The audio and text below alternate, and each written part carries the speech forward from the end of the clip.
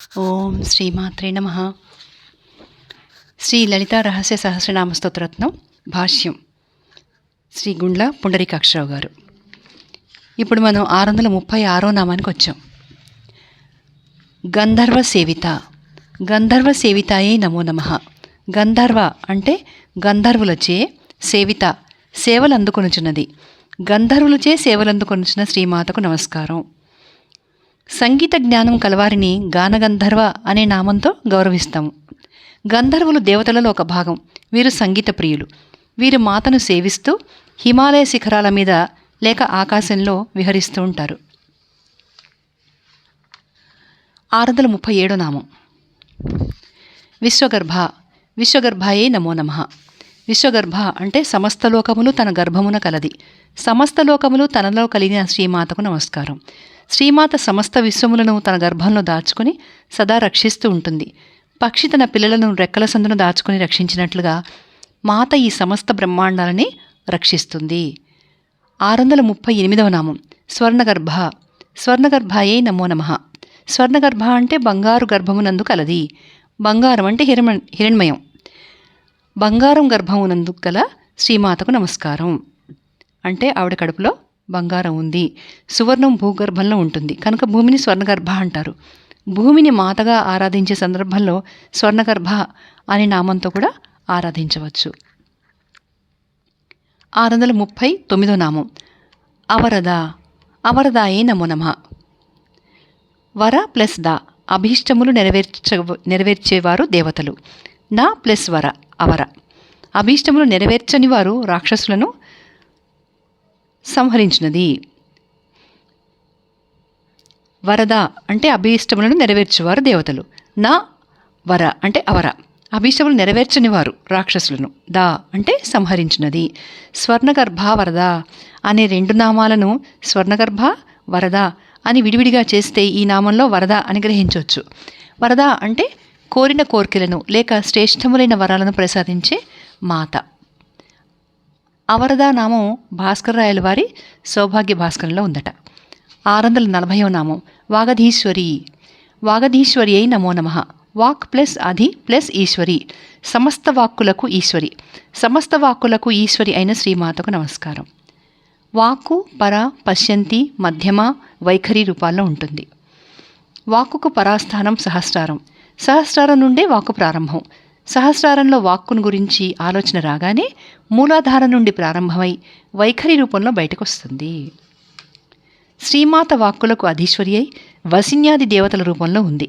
వసిన్యాదులు వసిని, కామేశ్వరి, మోదిని, విమల, అరుణ, జయ, సర్వేశ్వరి, కౌళిని. వాక్కు పార్వతీమాత. అర్థము శివుడు. వాక్కును అనుసరించే అర్థం ఉంటుంది. వెలుగు ఉంటేనే నీడ. 2 ఒకదానికొకటి ఆశ్రయం. శ్రీమాత వాగధీశ్వరిగా సరస్వతి, భారతి, శారద, వాణి నామాలతో ప్రసిద్ధం. 641 నామం. ధ్యానగమ్య. ధ్యానగమ్యాయే నమో నమః. ధ్యానగమ్య అంటే ధ్యానముచే పొందదగినది. ధ్యానముచే పొందదగిన శ్రీమాతకు నమస్కారం. సగుణ రూపంలో ధ్యానించటం, నిర్గుణ రూపంలో ధ్యానించటం ఈ 2 విధానాల్లో సగుణ రూపం సులభం. ఇది శరీరాభిమానులకు వశమవుతుంది. 642 నామం. అపరిచ్ఛేద్య. అపరిచ్ఛేద్యాయే నమో నమః. అపరిచ్ఛేద్య అంటే కొలుచుటకు వీలులేనిది. పరిచ్ఛేద్యము ఇది ఇటువంటిది అని చెప్పడానికి వీలులేనిది. దీనికి వ్యతిరేకం చెప్పుటకు వీలు కానిది. అంటే పరిచ్ఛేద్యం అంటే ఇది ఇటువంటిది అని చెప్పడానికి వీలుంటుంది. అపరిచ్ఛేద్యం అంటే చెప్పడానికి వీలు కానిది. అంటే నిర్గుణ పరబ్రహ్మం. సత్యము, జ్ఞానము అనంతమైనది నిర్గుణ పరబ్రహ్మం అంటే అపరిచ్ఛేద్య. 643 నామం. జ్ఞానద. జ్ఞానదాయే నమో నమః. జ్ఞానద జ్ఞానమును ప్రసాదించినది. జ్ఞానమును ప్రసాదించు శ్రీమాతకు నమస్కారం. శివస్వరూపమైన మాత జ్ఞానాన్ని ప్రసాదిస్తుంది. అజ్ఞానం నశించగానే జ్ఞానం సూర్యుడి వలె ప్రకాశిస్తూ పరమాత్మను ప్రకాశింపజేస్తుంది. పవిత్రమైన జ్ఞానాన్ని అనుగ్రహించేది శ్రీమాతయే అని చెప్తున్నారు. 644 నామం. జ్ఞాన విగ్రహ.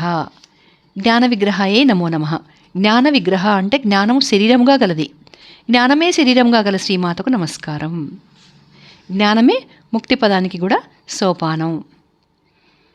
645వ నామం సర్వవేదాంత సంవేద్య. సర్వవేదాంత సంవేద్యాయే నమో నమః.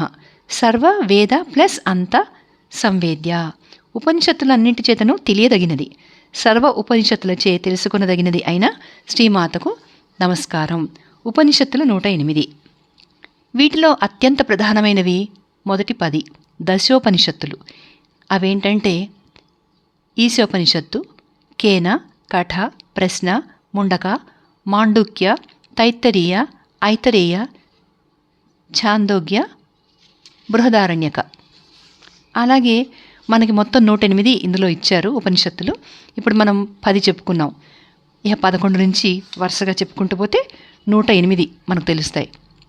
బ్రహ్మ, కైవల్య, జాబాల, శ్వేతాశ్వతర, హంస, అరుణిక, గర్భ, నారాయణ, పరమహంస, అమృతబిందు, అమృతనాద, అథర్వశిర, అథర్వశిఖ, మైత్రాయణి, కౌశీతకి బ్రాహ్మణ, బృహజ్జాబాల్య, నృసింహతాపనీయ, కాలాగ్నిరుద్ర, మైత్రేయి, సుబాల, క్షురిక, మంత్రిక, సర్వసార, నిరాలంబ, శుకరహస్య, వజ్రసూచి, తేజోబిందు, నాదబిందు, ధ్యానబిందు, బ్రహ్మవిద్య, యోగతత్వ, ఆత్మబోధ, నారద ప్రతివ్రాజక, త్రిశిఖి బ్రాహ్మణ, సీత, యోగచూడామణి, నిర్వాణ, మండల బ్రాహ్మణ, దక్షిణామూర్తి, శరభ, స్కంద, త్రిపాద్విభూతి నారాయణ, అద్వైతారక, రామరహస్య, రామతాపనీయ, వాసుదేవ, ముద్గల, శాండిల్య, పైంగళ, భిక్షుక్షోప, మహా, శారీరక, యోగశిఖ, తురియాతీతావధూత, సన్యాస, పరమహంస పరివ్రాజక, అక్షమాలిక, అవ్యక్త, ఏకాక్షర, అన్నపూర్ణ, సూర్య, అక్షి, అధ్యాత్మ, కుండిన, సావిత్రి, ఆత్మ, పాశుపత బ్రహ్మ, పరబ్రహ్మ, అవధూత, త్రిపురతాపిని, దేవి, త్రిపుర, కఠోపనిషత్తు, భావనోపనిషత్తు, రుద్రహృదయ, యోగకుండలి, భస్మజాబాలి, రుద్రాక్షజాబాలి, గణపతి, దర్శన, తారసారోపనిషత్తు, మహావాక్య, పంచబ్రహ్మ, ప్రాణాగ్నిహోత్ర, గోపాలతపన, కృష్ణ, యాజ్ఞవల్క్య, వరాహ, శాట్యాయని, హయగ్రీవ, దత్తాత్రేయ, గారుడ, కలిసంతరణ, జాబాలి, సౌభాగ్యలక్ష్మి, సరస్వతీ రహస్య, బహ్రూచ, ముక్తికోపనిషత్తు. ఇవన్నీ ఆంధ్ర విజ్ఞానం నుండి తీసుకున్నారు. ఇవన్నీ 108 ఉపనిషత్తులు. వీటిలో కొన్ని వేదాంతాలు, కొన్ని యోగాలు, మరికొన్ని సన్యాసము, మరికొన్ని సేవ, శాక్తోపనిషత్తులు ఉన్నాయి. ఈ ఉపనిషత్తులన్నింటిలోనూ శ్రీమాత ఉంది. 646 నామం సత్యానంద స్వరూపిణి. సత్యానంద స్వరూపిణి నమో నమః. సత్య ప్లస్ ఆనంద స్వరూపిణి. సత్యము ఆనందము స్వరూపంగా గలది. సత్య ఆనంద స్వరూపంగా గల శ్రీమాతకు నమస్కారం. సత్యము ఆనందము కలిసిన బ్రహ్మరూపము మాత. 647 నామం లోపాముద్రార్చిత. లోపాముద్రార్చితాయే నమో నమః. లోపాముద్ర ప్లస్ అర్చిత. లోపాముద్రచే ఆరాధించబడిన దేవత. లోపాముద్రచే ఆరాధించబడిన శ్రీమాతకు నమస్కారం. ముదం రాతీత ముద్ర. ముదమును ఇచ్చినది. అగస్త్యుని భార్య లోపాముద్ర. శ్రీ విద్యను 12 మంది ఉపాసించారు. వారిలో లోపాముద్ర ఒకరు. ఆమె మహాపతివ్రత. పంచదశి విద్యను ఉపాసించింది. హసకలహ్రీం, అసకహలహ్రీం, సకలహ్రీం మన్మధోపాసిత లోపాముద్ర మంత్రం ఇది. హస సకల హ్రీం, హస కహలహ్రీం, సకలహ్రీం లోపాముద్ర ద్వితీయ మంత్రం ఇది. జ్ఞానార్ణవ తంత్రంలోంచి తీసుకున్నాం అంటున్నారు. 648వ నామం లీలాక్లుప్త బ్రహ్మాండ మండల. లీలాక్లుప్త బ్రహ్మాండ మండలాయే నమో నమః. లీలాక్లుప్త బ్రహ్మాండ మండల అంటే అనాయాసంగా లీలగా సృష్టించిన బ్రహ్మాండములు కలది. లీలగా అనాయాసంగా బ్రహ్మాండములను సృష్టించిన శ్రీమాతకు నమస్కారం. ఉన్మేష నిమిషోత్పన్నో విపన్న భూనావళి అంటే మాత కనులు మూసినప్పుడు లయము, కనులు తెరిచినప్పుడు సృష్టి జరుగుతుంది. ఈ బ్రహ్మాండాలు శ్రీమాత సులభంగా క్షణంలో సృష్టిస్తోంది. శ్రీమాత చేసే కర్మలు లీలలు, మనము చేసేవి కర్మబంధాలు. 649వ నామం అదృశ్య. అదృశ్యాయే నమో నమః. అదృశ్య అంటే ఇంద్రియ గోచరం కానిది. ఇంద్రియ గోచరం కాని శ్రీమాతకు నమస్కారం. ఈ మాంసనేత్రాలకు బ్రహ్మము అగోచరం కనుక దివ్యనేత్రాలను పొంది దర్శించాలి. ఆ దివ్యనేత్రమే జ్ఞానచక్షువు. రూపం లేని పరమాత్మను దర్శించడానికి బ్రహ్మ విద్యను పొందాలి. అందుకే మాత సర్వ వేదాంత సంవేద్య అని మనం చెప్పుకున్నాం. 650వ నామం దృశ్యరహిత. దృశ్యరహితాయే నమో నమః. దృశ్యరహిత దృశ్య రూపము లేనిది నిర్గుణ పరబ్రహ్మం. దృశ్యరహితమైన శ్రీమాతకు నమస్కారం. పరమాత్మ సర్వత్రా వ్యాపించి ఉన్నాడు, కానీ చక్షురాది ఇంద్రియాలకు అదృశ్యము. కనుక నిర్గుణ పరమాత్మను అంటే మాతను దర్శించడానికి బ్రహ్మజ్ఞానం అవసరం. 651వ నామం విజ్ఞాత్రి. విజ్ఞాత్రియే నమో నమః. విజ్ఞాత్రి అంటే ఇంద్రియముల ద్వారా విశేషంగా తెలుసుకొనదగినది. ఇంద్రియముల ద్వారా తెలుసుకొనదగిన శ్రీమాతకు నమస్కారం. 652వ నామం వేద్యవర్జిత. వేద్యవర్జితాయే నమో నమః. వేద్య వర్జిత అంటే తెలుసుకొనదగింది ఏది కూడా లేదు. తెలుసుకొనదగినది ఏదీ లేని శ్రీమాతకు నమస్కారం. శ్రీమాత సర్వవ్యాపకమైన పరమాత్మ, సర్వజ్ఞురాలు కనుక శ్రీమాత కంటే ఇతరం లేనేలేదు. 653వ నామం యోగిని. యోగిన్యై నమో నమః. యోగిని అంటే యోగము కలది. పరమాత్మ యందు ఏకత్వ భావనమే యోగము. యోగము కల శ్రీమాతకు నమస్కారం. పరమాత్మలో ఐక్యమవడమే యోగం. ఆత్మ పరమాత్మలో ఐక్యమవడమే యోగము. షట్చక్రాల్లోని దేవతలలో, శ్రీచక్రంలోని దేవతలలో, 12 మంది యోగినులలో, 64 కోటి యోగినులలో శ్రీమాత యోగినిగా ఉంటుంది. 654వ నామం యోగద. యోగదాయే నమో నమః. యోగద యోగమును ప్రసాదించినది. యోగమును ప్రసాదించు శ్రీమాతకు నమస్కారం. ఏకత్వ భావనను ప్రసాదిస్తుంది. తనకు లేనిది యోగము. భక్తులు తమకు లేని దానినే కోరుతారు. శ్రీమాత వాటిని ప్రసాదిస్తుంది కనుక శ్రీమాత యోగద అనే నామంలో సార్థకం. 655వ నామం యోగ్య. యోగ్యాయే నమో నమః. యోగ్య అంటే యోగమునకు అర్హమైనది, యోగస్వరూపురాలు. యోగమునకు అర్హమైన శ్రీమాతకు నమస్కారం. మనస్సును మరియు ఇంద్రియములను, ఇంద్రియ విషయముల నుండి అరికట్టి జీవునకు పరమాత్మకు ఏకత్వ భావన చేయడం యోగం అని విష్ణు పురాణం చెప్తుందని సౌభాగ్య భాస్కరంలో చెప్పారు. యోగం పొందడానికి 8 మార్గాలు అని పాతంజలము. వీటిని సాధన చేసిన యోగము సిద్ధించును అంటున్నారు. యమ, నియమ, ఆసన, ప్రాణాయామ, ప్రత్యాహార, ధారణ, ధ్యాన, సమాధి ఈ 8 మార్గాలలో మనం యోగాన్ని పొందవచ్చు. మాత యోగ్యురాలు కనుక భక్తులకు అదృష్టాన్ని ప్రసాదిస్తుంది. 656వ నామం యోగానంద. యోగానందాయే నమో నమః. యోగ అంటే శివశక్తుల ఐక్యరూపం. ఆనంద ఆనందం కలది.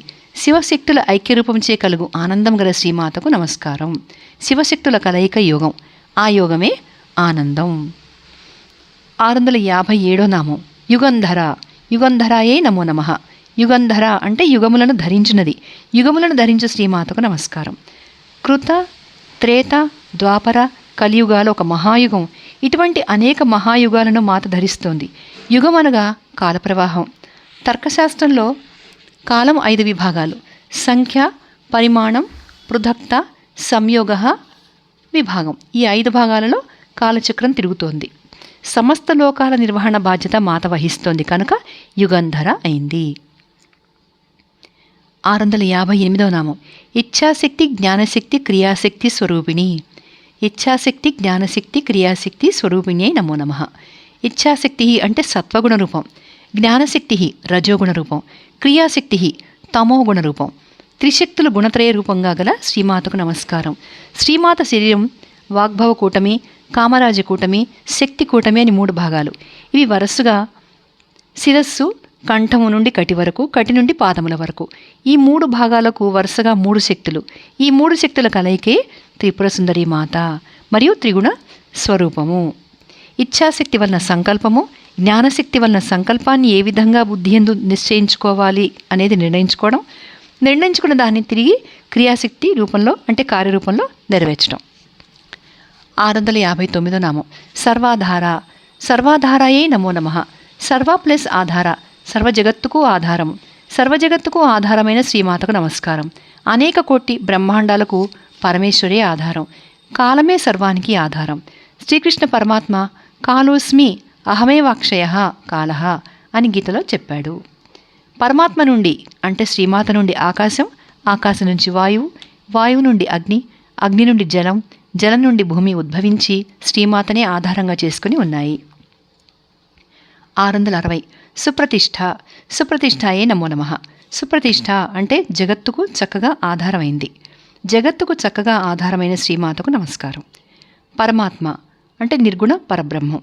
సర్వానికి సుప్రతిష్ఠుడై సర్వానికి ఆధారభూతుడై ఉన్నాడు పరమాత్మ అంటే శ్రీమాత. సుప్రతిష్ఠ అనేది ఒక ఛందము, 20 అక్షరాలు కలది. 661 నామం సదసత్ రూపధారిణి. సదసత్ రూపధారిణే నమో నమః. సత్ అసత్ రూపధారిణి. సత్ అసత్ అనే 2 రూపాలని ధరించింది. సత్ అసత్ రూపాలు ధరించిన శ్రీమాతకు నమస్కారం. 662 నామం అష్టమూర్తి. అష్టమూర్తే నమో నమః. అష్టమూర్తి అంటే 8 రూపాలు కలది. 8 రూపాలు గల శ్రీమాతకు నమస్కారం. అవి ఏంటి అంటే శక్తి రహస్యం నుండి సేకరించారట. లక్ష్మి, మేధ, ధర, పుష్టి, గౌరీ, తుష్టి, ప్రభ, ధృతి అనేవి 8 మాత రూపాలు. అలాగే వసిని, కామేశ్వరి, మోదిని, విమలే, అరుణి, జైని, సర్వేశ్వరి, కౌళిని ఈ 8 మంది వాగ్దేవతల రూపాలు. బ్రాహ్మి, మాహేశ్వరి, కౌమారి, వైష్ణవి, వారాహి, మాహేంద్రి, చాముండి, మహాలక్ష్మి ఈ 8 మంది మాత అష్టమూర్తులు.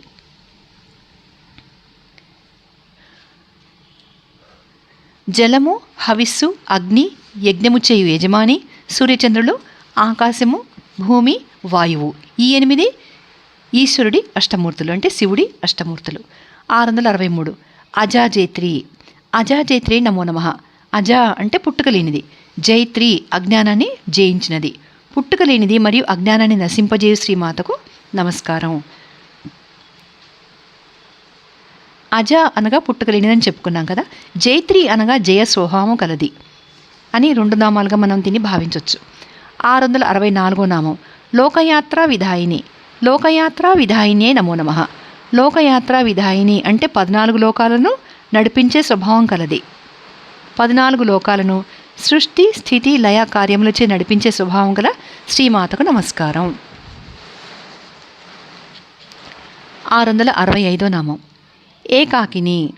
ఏకాకినే నమో నమః. ఏకాకిని అంటే తనకంటే రెండవది లేనిది, ఒకే ఒక్కటిగా ఉన్న శ్రీమాతకు నమస్కారం. శ్రీమాత అద్వితీయురాలు. పరమాత్మ ఒక్కడే అనేక రూపాల్లో ఉంటాడు అని పండితులు చెప్తుంటారు. ఏకం సత్ విప్రాహ బహుధా వదంతి. ఈ నామం నుండి 668 నామం వరకు మాత అద్వైత భావం. తర్వాత నామాలు నెక్స్ట్ వీడియోలో చెప్పుకుందాం.